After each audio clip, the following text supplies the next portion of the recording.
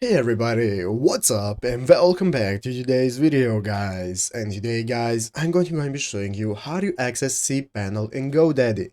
This is a very simple thing to do, so make sure to watch this quick and easy video to the very end and follow my steps correctly so you can make sure that this works the same for you and you can do this yourself.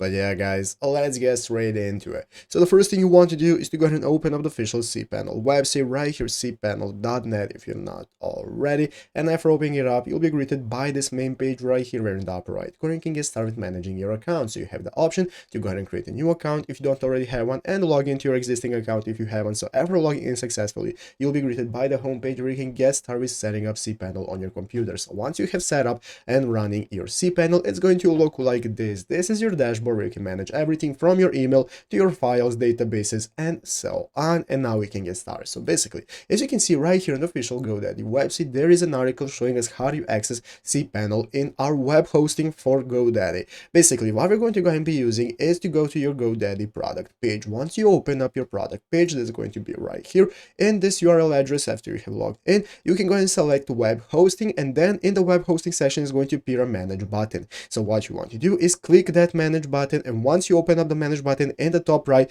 is going to be an option that says cPanel admin. So by clicking the cPanel admin, guys, now you can go ahead and log in using the same credentials you have in your cPanel, your username and password. So by logging to cPanel, you'll be able to access in GoDaddy. If you need any more help, you can find this article right here and take a look at all the answers. So basically, that's how to do it. So I hope this video was helpful. If it was, make sure to leave a like, subscribe to the channel. So guys, thanks for watching, take care, and bye.